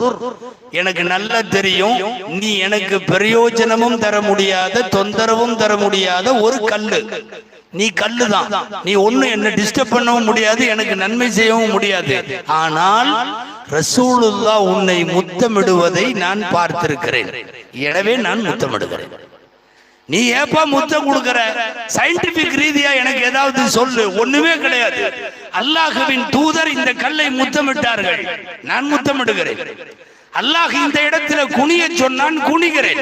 இங்கே நிமிர சொன்னான், நிமிர்கிறேன். அவ்வளவுதான். அறிவு சார்ந்த கேள்விகள் கேட்கப்படாமல் ஆன்மீகத்தை மாத்திரம் வெளிச்சப்படுத்துகிற பயணம் தான் ஹஜ்ஜினுடைய பயணம். அது போய் அனுபவிக்கிறப்பதான் தெரியும். போய் காபத்துல்லாஹ்ல நிக்கிறப்போ ஹாஜிகள் மற்றவர்களும் கவனிக்க வேண்டும். காபாவுக்கும் கலிமா சொன்ன முஸ்லிமுக்கும் இடையில ஒரு இரத்த பந்த உறவு இருக்கிறது. இரத்த பந்த உறவு, பிளட் ரிலேஷன்ஷிப் இருக்கு. போய் அங்க நிக்கிறப்போ காபாவை முதல்ல இப்படி குனிஞ்சிட்டு போய் நம்ம தலைய தூக்கி காபாவை முழுசா பாப்போமல்ல, தானா கண்ணுல தண்ணி வரும், தொண்டை அடைக்குது, ஒரு மாதிரி நிலைமைக்கு போறோம். ரோமங்கள்லாம் சிலிர்க்குது அப்படியே. என்ன காரணம்? உலகத்துல எத்தனையோ கட்டடம் இருக்கு, உலக அதிசயமான கட்டடம் எல்லாம் இருக்கு. பெரிய பெரிய 60 மாடி 120 மாடின்னு பாக்குறோம். தாஜ்மஹாலுங்கிறான், அதுங்கிறான், இதுங்கிறான், என்னென்னமோ பாக்குறோம். உலக அதிசயமாக நிறைய இருக்கிறது. இது கட்டட கலை அல்ல. 4 பக்கமும் கட்டப்பட்ட ஒரு சதுர ஒரு சின்னம் அது. ஆனால் பார்த்த உடன் அழுகை வருவது ஏன்? துக்கம் தொண்டை அடைப்பது ஏன்? இந்த இடத்துல கொண்டு என்னை நிப்பாட்டிட்டேன்னு சொல்லி அல்லாஹ்விடம் அழுது மன்றாடுவது ஏன்? அந்த கல்லுக்கும் களிமா சொன்ன முஸ்லிமின் உள்ளத்திற்கும் இடையில இருப்பது இரத்த பந்த உறவு. இல்லைன்னா அழுக வராது. நம்மளை எத்தனை இடத்துல கூட்டு போய் பெரிய டவர்ல நிப்பாட்டுமே, பிரமாதம், அவ்வளவுதான், அழுகையெல்லாம் வராது, உணர்ச்சி வசப்பட முடியாது. காபாவிலும் அப்படித்தான், எம்பெருமான் ஸல்லல்லாஹு அலைஹி வஸல்லமுடைய ரவுதாவிலும் அப்படித்தான். நேரடியா ரசூலுல்லாஹ்வுடைய ரவுதாவில் நின்று அஸ்ஸலாத்து வஸ்ஸலாமு அலைக்க யா ரசூலல்லாஹ் என்று சலாம் சொல்லும் தௌஃபீகை அல்லாஹ் நமக்கும் நம் சந்ததிகளுக்கும் தருவானாம். அங்க போய் நின்னாலும் அப்படி ஒரு நிலைமை வருது. ரசூலுல்லாஹ்ட்ட நிக்கிறப்ப அழுக வருது. அங்கேயும் வார்த்தையே வரமாட்டேங்குது. அஸ்ஸலாத்து வஸ்ஸலாமுன்னு முழுசா சொல்றதுக்கு ஒரு மூமினுக்கு வாய் வரமாட்டேங்குது. அவன் நேரடியாக ரசூலிடம் நிற்கிறான். எப்படி அந்த உறவு? அங்கே படுத்திருக்கிற, அங்கே உறங்கி கொண்டிருக்கிற எம்பெருமான் ஸல்லல்லாஹு அலைஹி வஸல்லத்திற்கும் முஹம்மது ரசூலுல்லாஹ்வை கலிமாவோடு சேர்த்து சொன்ன முஸ்லிமுக்கும் இடையிலே இரத்த பந்த உறவு இருக்கு. யாராவது ஒரு அடக்கத்தலத்துல கொண்டு போய் நம்ம நிறுத்தினா அழுக வருமா? எல்லா அடக்கத்தலத்திலையும் அழுக வராது. இந்த இங்கதான் தலைவர் அடங்கி இருக்காரு, இங்கதான் தேச தலைவர், இங்கதான் இந்த தலைவர், அந்த தலைவர், எவன் கபர்லயும் அழுக வராது. பெத்த தாய் கபர்ல போய் நில்லுங்க, பெத்த தாய் கபர்ல நில்லுங்க, ஆட்டோமேட்டிக்கா மனசு என்னவோ செய்யும். ஏதாவது யோசிச்சு பாக்குறப்போ அழுக வரும். பெத்த தகப்பனுடைய கபர்ல நிக்கிறப்போ அந்த அழுக வரும். ரசூலுடைய ரவுதாவிலே போய் நிற்கிற போது ஒரு முஸ்லிமுக்கு அடைத்து கொண்டு அழுகை ஆர்ப்பரிக்கிறது என்றால் என்ன அர்த்தம் தெரியுமா? அடங்கி இருக்கிற, அங்கே படுத்திருக்கிற நாயகத்திற்கும், அங்க மௌத்தா போனோன்றதெல்லாம் இல்ல. உங்க எல்லாத்திலையும் ஒரு செய்தி சொல்லணும். நான் எல்லா ஹதீஸ் கிதாபிலையும் ஒரு பாடம் இருக்கு. உலமாக்களுக்கு தெரியும். பாடத்துக்கு டைட்டில் என்ன தெரியுமா? அல் அம்பியாவு அஹ்யாஉன் ஃபீ குபூரிஹிம். நபிமார்கள் கபறுகளில் உயிரோடு இருக்கிறார்கள். இது நம்முடைய கான்செப்ட். இது அஹ்லு சுன்னத் வல் ஜமாஅத்தினுடைய கொள்கை, அகீதா. எம்பெருமான் ஸல்லல்லாஹு அலைஹி வஸல்லம் மௌத்தாகி இருக்கிறார்கள் அங்கன்னு சொல்லக்கூடாது. கபறுகளில் உயிரோடு இருக்கிறார்கள் ரசூல் ஸல்லல்லாஹு அலைஹி வஸல்லம். இப்ப உயிரோடு அமர்ந்திருக்கிற அல்லாஹ்வின் தூதரை சந்தித்து நேரடியாக அஸ்ஸலாமு அலைக்கும்னு சொல்றோம். இப்போல்லாம் வருத்தமா இருக்குது. சில பேர் இந்த ஹஜ் சர்வீஸ்ன்னு கூட்டிட்டு போறாங்க. ஒரு சில சர்வீஸுகள் கொஞ்சம் யாராவது வழிகாட்டுறவங்க கிராஸா இருக்கிறாங்க போல தெரியுது. அவங்களுக்கு அதுல என்ன கிடைக்குதுன்னு தெரியல. இப்படி சொல்றாங்க சில பேர், ஹஜ் என்பது மக்காலயே முடிஞ்சிருச்சு, மதீனா போகணுன்ற அவசியம் எல்லாம் இல்லை, நீங்க போறதுன்னா போலாம், ஹஜ் கடமை மக்காவோட க்ளோஸ், மதீனாவுக்கு போகணுன்றது கம்பல்சரி எல்லாம் இல்லை அப்படின்னு சொல்லிட்டு மதீனாவுக்கு கூட்டு போவான். இது எதுக்கு இப்படி சொல்றான்னு தெரியல. இந்த மதீனாவுக்கு போறது ஒன்னும் ஒரு பெரிய வெயிட் கொடுக்க வேண்டாம்னு சொல்றதுல இவருக்கு என்ன போகுதுன்னு தெரியல. சொல்ல போனால் முழுமையான ஹஜ் பயணம், நிறைவான ஹஜ் பயணம் நபிகளாரை பார்த்ததற்கு பிறகுதான். என்னுடைய கபரை மன்னரையை ஜியாரத்து செய்தவனுக்கு என் ஷஃபாஅத்து கிடைக்கும் என்கிறார்கள் நாயகம் ஸல்லல்லாஹு அலைஹி வஸல்லம். கிடைக்கும் என்பதல்ல, ஷஃபாஅத்து கட்டாயம் என்கிறார்கள். வஜபத் ஷஃபாஅத்தி. ரசூலுல்லாஹ்வுடைய ஷஃபாஅத்து தானே இங்க உட்கார்ந்துகிட்டு உள்ளூர்ல சின்னதுல இருந்து மௌத்தா போற வரையும் அல்லாஹும்ம ரப்ப ஹாதிஹி தஅவத்தி தாமத்தின் ஓதி வர்சுக்னா ஷஃபாஅத்து அப்படிதானே கேட்கிறோம். வர்சுக்னா ஷஃபாஅத்து யௌமல் கியாமா இன்னக லா துக்லிஃபுல் மிஆத் அப்படின்னு கேட்கிறோமே. ஷஃபாஅத்து குடு, ஷஃபாஅத்து குடுன்னு நாயகம் சொல்லுகிறார்கள். ஷஃபாஅத் எனது அடக்கத்தலத்திற்கு நீ ஜியாரத்து செய். அதனால் ஹஜ் பயணம் நிறைவு பெறுவதற்கு மதீனத்து பயணமும் அன்னலாருடைய ரவுலாவின் சலாமும் மிக முக்கியமான காரணம். நான் சொல்ல வந்தது, கஅபாவிற்கும் நமக்கும் இரத்த பந்த உறவு, ரசூலுடைய ரவுலாவுக்கும் நமக்கும் இரத்த பந்த உறவு. லா இலாஹ இல்லல்லாஹ் கஅபாவிலே வெளிப்படும், முஹம்மதுர் ரசூலுல்லாஹ் மதீனாவிலே வெளிப்படும். இந்த கலிமாவை உள்ளத்திலே தாங்கி இருக்கிற அத்தனை பேரும் அந்த இடத்துல நிக்கிறப்போ அவன் விரும்புறானோ விரும்பலையோ தானா அழுகை வரும், தானா கண்ணீர் வரும். உள்ள அந்த மாதிரி வரும்போது சந்தோஷப்படணும். நம்ம களிமாவும் கொஞ்சம் ஆயத்தோட இருக்குதுன்னு அர்த்தம். கொஞ்சம் செத்தெல்லாம் போகல, நம்ம ஈமான் ஏதோ கொஞ்சம் உயிரோட்டத்தோட இருக்குது, அறவே டெட் பீஸா போகல. இப்படிங்கிற மாதிரி அந்த அழுகை நம் கலிமாவின் உயிரோட்டத்தை உணர்த்தக்கூடிய வகையில அமைந்திருக்கிறது என்பதை பார்க்கிறோம். இதுவெல்லாம் இரட்ட பந்த உறவுகள் அதற்கும் நமக்கும் என்பதற்கு அர்த்தம். அதனால ஹஜ்ஜு கடமைக்குள்ள நம்ம யோசம்னா அல்லாஹு அக்பர், உலகத்தில் ஏராளமான அற்புதங்களின் அணிவகுப்பு ஹஜ்ஜினுடைய பயணம். அல்லாஹ் நம்ம எல்லோருடைய ஹஜ்ஜையும் ஹஜ்ஜ மப்ரூராக ஆக்குவானாம். அடிக்கடி சொல்றோம்ல, மக்பூலான ஹஜ், மப்ரூரான ஹஜ், மப்ரூரான ஹஜ்ஜாக ஆக்குவானாங்க. அப்படின்னா என்னங்க?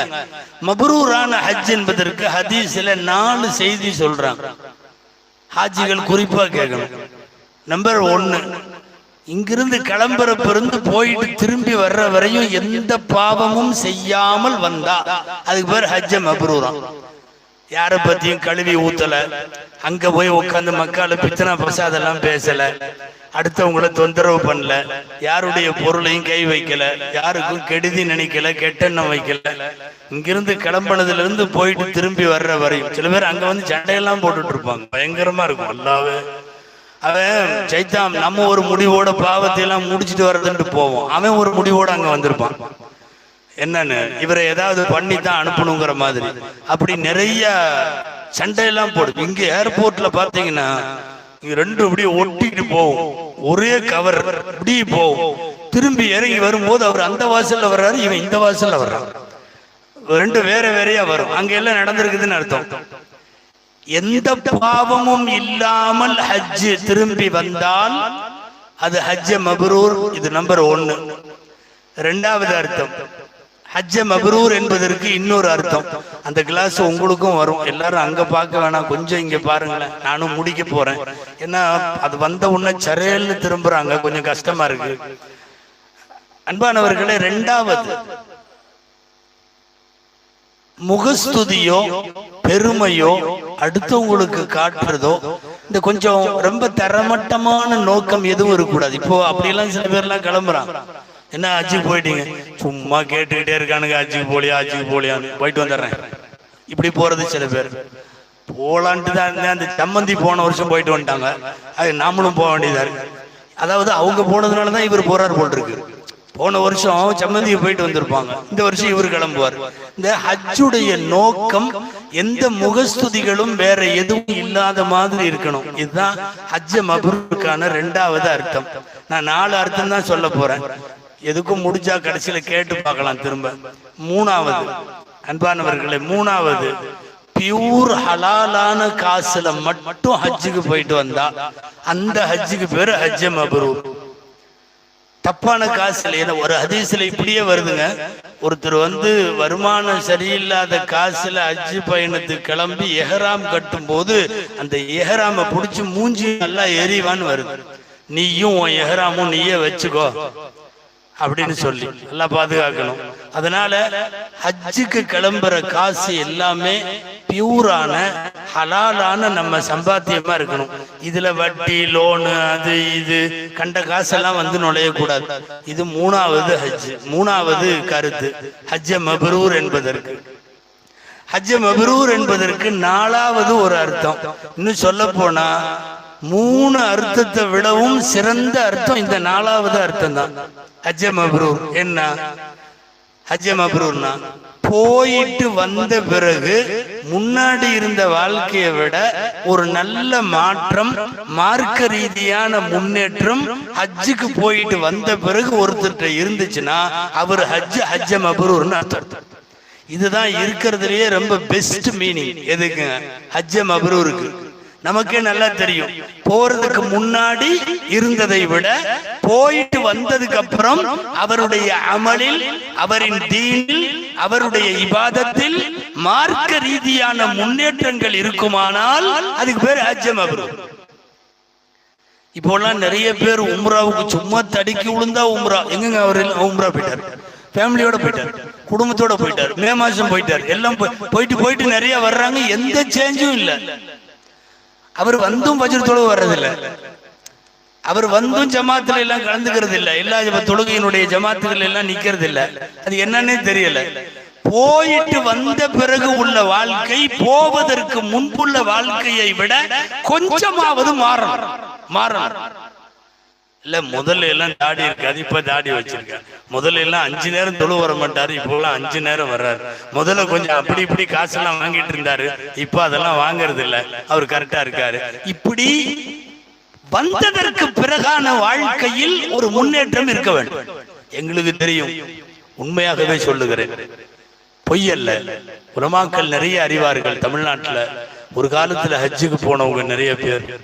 அவர் ஆலிமெல்லாம் இல்ல, சாதாரண ஆளா இருப்பார், மளிகை கடை வச்சிருப்பார், விவசாயியா இருப்பார்.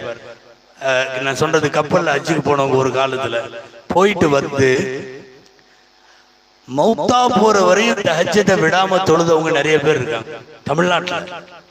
மௌத்தா போயிட்டு வந்த பிறகு மௌத்தா போற வரையும் முந்தின சப்பல காம் சொல்ற இடத்துல நிப்பாங்க. இன்னைக்கும் அன்பானவர்களே சில கிராமங்கள் இருக்கிறது, அந்த காலத்துல ஹஜ்ஜி செஞ்சுட்டு வந்தவங்க ஊர்ல மழை இல்லைன்னா அந்த ஆஜியார ஊரோடமா அழைச்சிட்டு போய் ஈதுகா தொழுகிற இடத்துல அவரை நிக்க வச்சு மழைக்காக துவா செய்ய சொல்லுவாங்க.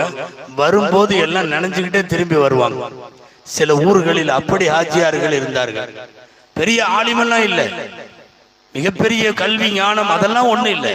ஹஜ்ஜுக்கு போயிட்டு வந்த பிறகு அந்த வாழ்க்கையில் ஒரு மாற்றம் ஏற்பட்டிருக்க வேண்டும். சொல்ல போனா ஹஜ்ஜ மப்ரூர் என்பதற்கு மிகச்சிறந்த அர்த்தம் இதுதான். போயிட்டு வந்ததற்கு பிறகு ஏற்படுகின்ற வாழ்க்கையினுடைய மார்க்க ரீதியான முன்னேற்றமாக இருக்கணும். அல்லாஹ் கொடுத்த மிகப்பெரிய வாய்ப்புங்க இது. இந்த உம்மத்துக்கு மாத்திரம் அல் ஹஜ்ஜு யஹ்திமு மா கான கப்லா.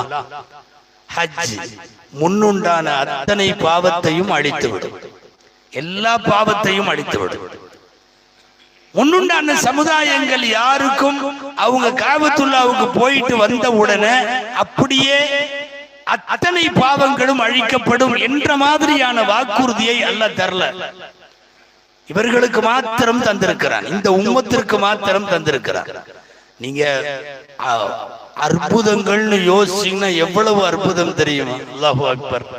நாம் போகிற அந்த மக்கா நகரம், கிதாபுகள்ல இருக்கு, மக்கா நகரம் தாயின் கருவறையை போல அப்படின்னு இருக்கு. தாயின் கருவறைனா என்னங்க? ஃபர்ஸ்ட் ஒரு 4-5 சொட்டா இருக்கிறப்போ அது அந்த மாதிரி இருக்கும். கொஞ்சம் ரத்த கட்டியா மாறும் போது அந்த பலூன் கொஞ்சம் பெருசாகும். கருவறை குழந்தை 3-4 மாசத்துக்கு வந்துச்சுன்னா அந்த அளவுக்கு பெருசாகும். 9 மாசம் 10 மாசம் ஆச்சுன்னா அப்படியே அது அவ்வளவு பெரிய பலூன். அந்த பிளெக்சிபிலிட்டி, விரிந்து கொடுக்கிற தன்மை, குழந்தை பெருசாகிறதுக்கு தோதுவா அந்த பலூனும் பெருசாயிட்டே இருக்கும். தாயின் கருவறை நீங்க எத்தனை லட்சம் பேர் போனாலும் மக்கா உள்ள வாங்கிக்கும். இது எப்படி வாங்குதுன்னு தெரியல. எங்க 25 லட்சம் பேருங்க உள்ள. அது ஒண்ணும் பெரிய சென்னை மாதிரி உள்ள சிட்டி எல்லாம் இல்ல, அவ்வளவு பெரிய நகரம் எல்லாம் இல்ல, ஓரளவு சின்ன ஊர் தான். 20-25 லட்சம் பேரை உள்ள வாங்குது. அவ்வளவு பேரும் சாப்பிடுறாங்க, தூங்குறாங்க, தொழுகுறாங்க, பாத்ரூம் போறாங்க, குளிக்கிறாங்க, இபாதத் செய்யறாங்க, போறாங்க, வர்றாங்க, ஜாமான் அப்படியே எடுத்து வெளியே அனுப்புது. நான் சும்மா இத விளங்குறதுக்காக சொல்றேன். ஃபார் எக்ஸாம்பிள், நீங்க கோயம்புத்தூர்ல ஒரு அரசியல் கட்சி மாநாடு நடத்துது, ஒரு 2 லட்சம் பேர், 2 லட்சம் பேர் மட்டும் கூடுற ஒரு மாநாடு கோவையில நடுவுல சிட்டியில எங்கேயாவது வஉசி பார்க்ல நடக்குதுன்னு வச்சுக்கோமே, காந்திபுரம் வரையுமே பஸ் வராது, எங்கேயாவது இறக்கி விட்டுருவான், அந்த பக்கம் இறக்கி விட்டுருவான். என்னன்னு இறங்கு, இங்கேயே இறங்கு, கணபதிக்கு மேல போவாது இறங்குன்றான். இல்லாட்டி இந்த பக்கம் எங்கேயாவது இந்த கடைசியில இறக்கி விட்டுருவான். என்னன்னா சிட்டிக்குள்ள எல்லாம் போக முடியாதுன்ற. ஒரு 2 லட்சம் பேரை உள்ள வாங்குறதுக்குள்ள கோயம்புத்தூரை அல்லோல கல்லோல பண்ணிடுவானுங்க. சாப்பிட்றதுக்கு கடை கிடைக்காது, இது கிடைக்காது, அங்க மூடிடுவான், இங்க மூடிடுவான். என்னென்ன 25 லட்சம் பேர் சைலண்டா உள்ள போ, அது மக்கா வாங்கிக்கும். அது தாயின் கருவறை. நீங்க அறிவு சார்ந்து யோசிச்சீங்கன்னா இந்த ஊருக்குள்ள எப்படி இத்தனை லட்சம் பேர் உள்ள போறாங்க, எப்படி வெளியே வர்றாங்க, நீங்க யோசிக்கவே முடியாது. 25 லட்சம் பேர் கடந்த ஆண்டுகள்ல உள்ள ஹஜ்ஜில் யோசிச்சு பாருங்க. மக்கா மாத்திரமல்ல, நாம் தவாஃப் செய்கிற அந்த தலம் இருக்கிறது இல்லையா, மத்தாஃப்னு சொல்றோம்ல, அத்தனை லட்சம் பேரை உள்ள வாங்குது. நீ போய் ஏதாவது டேப் வச்செல்லாம் அளந்து நீ சொன்னீன்னா இவ்வளவுலாம் நிக்க முடியாதுன்னு சொல்லிடுவீங்க. அளந்தீங்கன்னா எவ்வளவு பேர் உள்ள போனாலும் அது வாங்கிக்கும். தாயின் கருவறையை போல் உலகத்திலேயே குச்சி இல்லாத போலீஸ் அங்க மட்டும்தான் இருக்கு, கையில தடி இல்லாத போலீஸ். இங்கெல்லாம் முக்குக்கு அத்தா பெரிய தடி. ஒரு போலீஸ் கையில தடை இல்லைங்க. 25 லட்சம் பேரை உள்ள எடுத்து அவங்கள கண்ட்ரோல் பண்ணி, ஆல்மோஸ்ட் கெட்ட வார்த்தை பேசாத போலீஸும் அங்கதான் இருக்கு. ஹாஜி ஹாஜி ஹாஜி இந்த சத்தம் தான், வேற சத்தமே இல்லை. இங்க நம்ம ஊர்ல எல்லாம் ஆறாங்களிமால் இருந்து ஆரம்பிப்பாங்க. நீங்க ஏதாவது இப்படி போக கூடாத பாதையில போனாவோ, நோ என்ட்ரியோ, நோ பார்க்கிங்கோ, என்னமாவது பண்ணாலும் களிமால தான் ஆரம்பிப்பாங்க. கெட்ட வார்த்தை இல்ல, கையில குச்சி இல்ல. இதுக்கு 25 லட்சம் பேத்துக்கு லட்சக்கணக்கான போலீஸ் எல்லாம் அங்க இல்ல. சும்மா அவ்வளோ பெரிய இதுல ஒரு 10 பேர் நிக்கிறாங்க, அங்க 10 பேர், இங்க 10 பேர் நிக்கிறாங்க. மக்கா தாயின் கருவறையை போல் உலகத்தை உள்ளே வாங்கி கொள்ளும். சொல்லிட்டே போலாம். ஹஜ்ஜில நாம் காணக்கூடிய அனைத்தும் அற்புதம். அரஃபாவுல ஒட்டுமொத்த துன்யா ஒரு பகல். அல்லாஹு அக்பர். 25 லட்சம் பேர் ஒரு மைதானத்துல. கண்கொள்ளா காட்சி என்பதை எல்லாம் தாண்டி ஒரு ஆன்மீகத்தை அர்த்தப்படுத்துகிற பூமி அரஃபா. ஹாஜிகளுக்கு சொல்றேன், ஒரு துவா கூட விட்டுறக்கூடாது. அங்க லிஸ்ட் போட்டு எழுதி வச்சுக்கணும். ஏன்னா இதையெல்லாம எழுதி வைப்பாங்க, கேட்கலாம் இல்ல, எதுவும் மறந்து போயிடும். எல்லாம் கபூல் ஆயிருமா அப்படின்னு கேக்குறீங்களா? கபூல் ஆயிருமான்னு கேட்டாவே அவன் வந்து சரியில்லாதவன் இருக்கு. நான் அப்படியே சொன்னேன், சுஃபியானு தௌரி ரஹிமகுல்லான்னு ஒரு பெரிய ஆலிம், அதான் கடைசி 90 வயசுலயும் கேட்டாருன்னு சொன்னேன் தவாப் பத்தி. அவர் சொல்றாரு, அவர்கிட்ட கேட்டாங்க, மனிதர்கள்லயே மோசமான துர்பாக்கியசாலி யாரு அப்படின்னு கேட்டாங்க. அதுக்கு அவங்க சொன்னாங்க, அரபால கூட அல்லாஹ் என்னை மன்னிக்க மாட்டாங்கிற மாதிரி எவன் நினைப்பானோ அவனை விட மோசமானவன் உலகத்துல இல்லை. அத்தனை பேருக்கும் மன்னிப்பு. அரஃபா புண்ணிய பூமி. அன்பானவர்களே, அல்லாஹு அக்பர். சைத்தான் தலையில வாரி மண்ணை போட்டு ஓடுவான்னு ஹதீஸ்ல வருதுல்ல, அந்த பூமி அரஃபாவுடைய பூமி. கரெக்டா ஒரு 11 மணியில இருந்து 6:30 மணி வரையும், அவ்வளவுதான் அரஃபா. சூரிய உச்சத்தில இருந்து சூரியன் மறைகிற வரை கேட்கிற எல்லாம் கபூலாகும். அப்படிங்கிறதுக்காக வேண்டி யாரும் எவனுக்காவது ஆகாத துவாவெல்லாம் பண்ணிட்டு வந்துடாதீங்க. அவன் நாசமா போகணும், நீ நாசமா போயிருவ. ஏன்னா அது இடம் அரஃபா. சில பேர்லாம் இந்த துவாவில் கொஞ்சம் பிளஸ் மைனஸ் எல்லாம் பார்ப்பாங்க. பார்க்கவே கூடாது. எல்லாத்துக்கும் பிளஸ் தான். எல்லாம் நல்லா இருக்கட்டும், எல்லாம் நல்லா இருக்கட்டும். அங்க போய் யாருக்கும் கெட்ட துவாவெல்லாம் செய்யக்கூடாது, பத்துவாவும் செய்யக்கூடாது. சில பேர் அண்ணனுக்கு துவா செய்ய மாட்டான். நல்லா தான் இருக்காரு, ஓரளவு வீடு வாசல் நல்லா தான், அதனால அவருக்கு வேணாம். எல்லாத்துக்கும் கேட்கணும். பக்கத்து வீட்டுக்காரன், அவன் இவன், சொந்தக்காரன், எல்லாத்துக்கும். உலகம் முழுக்க எல்லாருக்கும் நன்மையை கேட்பவனுக்கு நன்மை தானா அல்லாஹ் கொடுத்துருவான். நீ கேட்க மறந்த துவாக்கள் எல்லாம் உனக்கு கபூலாகிவிடும். இந்த தமிழ்ல சொல்லுவாங்கல்ல, பக்கத்து இலைக்கு பாயாசம் ஊத்துறதுன்னு. அங்க வந்தாவே நமக்கு ஊத்திட்டு போயிருவாங்கல்ல. அந்த மாதிரி அவரு குடு, இவரு குடு, இவரு குடுனா இவன் என்னடா எல்லாத்துக்கும் குடு குடுங்கிறான், அவனுக்கு குடு முதல்ல, தானாக கபூலாகிவிடும். அரஃபா ரொம்ப ஹாஜிகளுக்கான ஆக முக்கியமான அமல். அதனாலதான் ஹதீஸ் இப்படி வருது, ஹஜ் என்பதே அரஃபா தான். ஹஜ்ஜே கூடாதுங்க, அரஃபாவை மிஸ் பண்ணிட்டா. அல்லாஹ் நம்ம எல்லோருக்கும் ஆரோக்கியத்தை தரணும். இப்ப உதாரணமா ஹஜ்ஜுக்கு போயிருக்கோம், உடம்பு சரியில்லை, யாராவது ஒருத்தர் ஐசியூல இருக்காரு, கோமால போயிட்டாரு இப்படின்னா கூட சவுதி கவர்மெண்ட் ஏற்பாடு என்ன தெரியுமா? ஆம்புலன்ஸ்ல ஸ்ட்ரெச்சர் ஏற்பாடோட அப்படியே கொண்டு வந்து ஆம்புலன்ஸ் அரஃபாவுக்கு வரும். அவர் நினைவு கூட இல்லாம இருப்பார் ஹாஜி. கரெக்டா அரஃபால இறக்கி 1 hour அங்க அப்படியே வச்சிருப்பாங்க. அவர் கோமால இருக்கலாம், அவர் ஒன்னும் ஓத மாட்டார், தொழுவ மாட்டார், ஒண்ணுமே இல்லை, அவருக்கு நினைவே இல்லை. அவர் அப்படியே வச்சிருப்பாங்க. 1 hour கழிச்சு திரும்ப ஏத்திட்டு போய் ஆம்புலன்ஸ் ஐசியூல கொண்டு போய் திரும்ப செட் பண்ணிரும். அவர் ஹாஜி ஆயிட்டார். அவர் ஹாஜி ஆயிட்டார். அங்க இருந்தா தான் ஹாஜி ஆக முடியும். அதனால இந்த ஏற்பாட்டை இன்னைக்கு வரைக்கும் செஞ்சிருக்கிறாங்க. சவுதியில இருக்கக்கூடிய ஹஜ்ஜுக்கு வந்த எந்த பேஷண்டா இருந்தாலும் சரி, வாகனம் தனியா ஏற்பாடு பண்ணி அவரை கொண்டு வந்து அரஃபால வச்சுட்டு கொண்டு போயிடுவாங்க. நான் எதுக்கு சொல்றேன்னா, அரஃபாவினுடைய இடத்தினுடைய இம்பார்ட்டன்ஸ் எவ்வளவு கொடுக்கணுங்கிறதுக்காக சொல்றேன். அதே போலத்தான் அன்றைய இரவு முஸ்தலிஃபா உருண்டு கிடப்போம் நம்ம பாட்டுல, ரோட்ல எல்லாம் பதவி பட்டம் அந்தஸ்து, நான் அப்படி இப்படி, நான் பெரிய ஆலிம், நான் பெரிய முத்தவள்ளி, நான் பெரிய தலைவர், எல்லாம் போயிடும். இங்க பார்த்தா அது ஒரு வேடிக்கையா இருக்கும். மக்கால பக்கத்துல ஆட்சி உட்காந்துருப்பாரு. அப்புறம் நீங்க எதுல வந்தீங்க? நாங்க பிரைவேட் 10 லட்சம் 10 லட்சம். நீங்க நாங்க ஹஜ் கமிட்டில வந்தோம், 3 லட்சம் 3.5 லட்சம் ஆச்சு, அதுல வந்தோம். அப்படியா? நாங்க கதை ஜன்னலை திறந்தா காபா தெரியும். நீங்க நாங்க அங்க ஒரு 10 கிலோமீட்டருக்கு அந்த பக்கம் இருக்கோம். இப்படியே தான் இருக்கும். இது எல்லா இடத்துலயும் மக்கால மதினால ஹோட்டல்ல அங்க அங்க எல்லாம் அந்த குவாலிட்டி தெரியும். இது 10 லட்சம், அது ஒரு 3 லட்சம்ங்கிற மாதிரியே. வாமா அவன அங்க வரணும். எங்க? ஆமா, அரபால. அரபா கூட பரவாயில்ல, டென்ட் எல்லாம் இப்ப போடுறாங்க. இந்த முஸ்தலிஃபா ரோட்ல விரிப்பு கூட கிடையாது, வெறும் ரோட்ல படுத்திருக்கணும். அப்போ அவர் பக்கத்துல படுத்திருப்பார். நீங்க எவ்வளவுல வந்தீங்க? நான் 10 லட்சம், நாங்க 3 லட்சம். 2 பேருமே இங்கதான். ஒண்ணுக்கு போறதுக்கு அரை மணி நேரம் நடக்கணும். ஒரு டீ கிடைக்க மாட்டேங்குது, விடிய விடிய பஜ்ர் வரைக்கும். அதாவது பணம், பதவி, அந்தஸ்து, பட்டம் அத்தனையும் முடிஞ்சு பூரா கபன் துணிய போட்டு ஒரு ரோட்டுக்குள்ள உருட்டுனா அல்ல 20 லட்சம் பேர் 25 லட்சம் பேர் முஸ்தலிஃபால படுத்திருப்போம். அற்புதங்களினுடைய அதிசயங்களினுடைய அணிவகுப்பு ஹஜ் பயணம். இந்த முஸ்தலிஃபால அன்னைக்கு தங்கி இருக்கிறோமல்ல, நான் இதை சொல்லி நிறைவுக்கு வருகிறேன். ஹாஜிகளுக்கெல்லாம் சொல்லி கொடுத்திருப்பாங்க.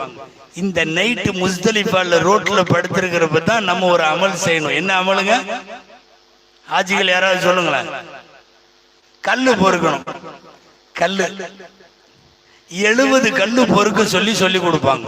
70 கல்லுன்னா இந்த களிமா விரலு கட்ட விரலுக்கு இடையில நிக்கிற மாதிரி உள்ள கல்லு. இத்தத்தை பெருசெல்லாம் தூக்கக்கூடாது. சைத்தா மேல உள்ள கோபத்துல சில பேர் அங்க பார்த்தா பயங்கரமான கோபம், அந்த கல்லைய எப்படி அடிப்பான், உன்னைய பாருன்ற மாதிரி அடிப்பார். சில பேர் செருப்பு தூக்கி அடிப்பான், சில பேர் கொடையை தூக்கி அடிப்பான், என்னென்னத்தையோ தூக்கி அடிப்பான். என்னன்னா சைத்தா மேல அவ்வளவு கோபம்.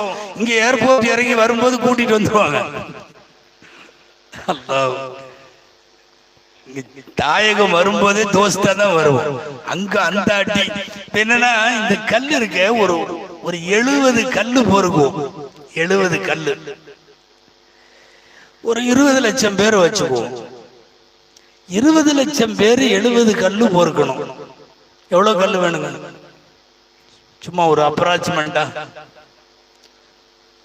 ஒரு ஆள் 70 கல்லு ஜி 14 கோடி கிட்டத்தட்ட. சரி, 15 கோடி கல்லு. இப்ப இந்த பள்ளிவாசலுக்கு வெளியில உள்ள இந்த இடத்துல கவர்மெண்ட் ரோடு போடுதுன்னு வைங்களேன். ரோடு போடுறதுக்கு என்ன செய்வாங்க தெரியுமா? முதல்லயே கொண்டு வந்து ஒரு வாரத்துக்கு முன்னாடி கல்லு கொட்டுவாங்க. ஓரத்துல தர்கா கபர் மாதிரி இருக்கும், அது கொண்டு வந்து கட்டி வைப்பாங்க. என்னப்பா கல்லு கொட்டுறாங்க? ரோடு போட போறாங்கம்பாங்க. ஒரு ரோடு போடுறதுக்கு அவ்வளவு கல்லு கொட்ட வேண்டியது இருக்குல்ல. 14 கோடி கல்லு. எங்கேயுமே கல்ல யாரும் கொட்டல. நல்லா கவனிக்கணும். எந்த லாரியிலையும் கொண்டு வந்து கொட்டல. அங்க போய் கேளுங்க, கல்லு கொடுப்பாங்க இல்ல. ஒவ்வொரு ஹாஜியும் அவரா பொறுக்கணும். எப்படி பொறுக்கிறாங்க தெரியுமா? இப்படிமாங்க, இங்க இங்க இங்க இங்க இந்தாங்க இந்தாங்க, இவ்வளவுதான். இந்த இதுக்கு மேல எல்லாம் போக மாட்டாரு. 70 கல்லு எடுத்துருவாரு. 20 லட்சம் பேருக்கு ஒரு ஆளுக்கு 70 கல்லு மேல யாரு கொண்டு வந்து கொட்டினா? எப்படி கிடைச்சது? முதல்ல ஒரு குவியலாவே அங்க கொட்டி வைக்கல. நாங்களும் தொடர்ந்து போயிட்டு இருக்கோம், பார்த்துட்டு இருக்கோம். எங்கேயாவது அப்படி ஒரு ஒரு ஒரு ஒரு பெரிய குவியலை கொட்டி வச்சு அங்க போய் கல் எடுத்து இல்லவே இல்லை. தரையிலே குனிகிறார்கள். எல்லா ஹாஜியும் கல் எடுக்கிறாங்க. கல்லு கிடைக்காம யாரும் ரொம்ப தூரம் வந்த மாதிரியும் தெரியல. ஏன்னா அடுத்த ஸ்டேஷன் மினா, அங்க கல் எடுக்கக்கூடாது. இந்த பக்கம் அரபா, கல் எடுக்கக்கூடாது. கல் எடுக்கிற இடமே எதுதான்? முஸ்தலிஃபான்ற அந்த இடம் மட்டும். எப்படி கிடைக்கிறது? அன்பானவர்களே, ஹஜ் என்பது அதிசயங்களின் அணிவகுப்பு. அல்லாஹுவை சத்தியம் என்று விளங்க, இஸ்லாத்தை தான் சத்தியம் என்று விளங்குவதற்கான மிகச்சிறந்த பல்வேறு காட்சிகள் ஹஜ்ஜிலே உண்டு. பெருமக்களே, ஆரம்பத்தில் இங்கிருந்து போறப்ப நீங்க உம்ரா செய்வீங்க. 4 கடமைதான். எஹ்ராம் கட்ட வேண்டும், தவாப் செய்ய வேண்டும், 2 ரக்காய் தொழுகணும், சஃபா மர்வாவிலே ஓட வேண்டும், தலைமுடி எடுக்க வேண்டும். 4ஓட முடிஞ்சு. அடுத்து ஹஜ் நாட்கள் 5 நாட்கள். அதுல 2-3 நாள், பிறை 8 ஃபுல்லா மினா, பிறை 9 பகல் அரஃபா. அன்னைக்கு நைட்டு தான் இப்ப நான் சொன்ன முஸ்தலிஃபா. 10, 11, 12, 13 எல்லா நாளும் மினா கூடாரத்துல இருப்போம். 3 நாள் ஷைத்தானுக்கு கல்லடிப்போம். ஹஜ் இதோடு நிறைவாகிவிடும். இதை அடுத்து மதீனா, எம்பெருமான் ஸல்லல்லாஹு அலைஹி வஸல்லம் உறங்கிக் கொண்டிருக்கிற புனித பூமி. உலகத்துல எனக்கு மௌத்த கூடுன்னு எப்பவுமே யாரும் கேட்கவே கூடாது அல்லாட்ட, எனக்கு மௌத்த கூடுன்னு. ஆனா மதீனால மௌத்த கூடுன்னு கேட்கலாம். அது அப்படிப்பட்ட சலுகை உள்ள பூமி. மனிஸ்ததஅ மின்கும் அன் யமூத ஃபில் மதீனதி ஃபல்யஃஅல். உங்களில் யாருக்காவது மதீனாவிலே மௌத்தாக முடியும் என்றால் மௌத்தாகலாம்.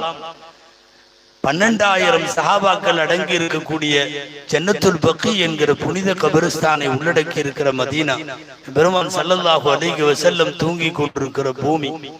அதனால போய் நமக்கும் யாரெல்லாம் சலாம் சொல்லிவிட்டார்களோ அவர்கள் எல்லாருக்கும் சேர்ந்து சலாம் சொல்லிவிட்டு வர வேண்டும். எல்லாம் வல்ல அல்லாஹ்விடத்தில் துஆ செய்வோம். அல்லாஹ் நம் ஹஜ் பயணத்தை லகுவாக்கி தருவானாக. பாவங்கள் மன்னிக்கப்பட்டு அன்று பிறந்த பாலகனை போல் அல்லாஹ் திரும்ப கொண்டு வந்து சேர்ப்பானாக. புனித மதீனாவில் பெருமானார் ஸல்லல்லாஹு அலைஹி வஸல்லம் அவர்களையும் ஜன்னத்துல் பக்கீலே அடங்கி இருக்கக்கூடிய புனிதர்களையும் ஜியாரத்து செய்யும் நல்ல தௌஃபீகையும் அல்லாஹ் நம் அனைவருக்கும் தந்துருவானாக. ஜஸாக்கும் அல்லாஹு கைரா. வ ஆகிரு தஅவானா அல்ஹம்துலில்லாஹி ரப்பில் ஆலமீன். அஸ்ஸலாமு அலைக்கும் வ ரஹ்மத்துல்லாஹி வ பரகாத்துஹு.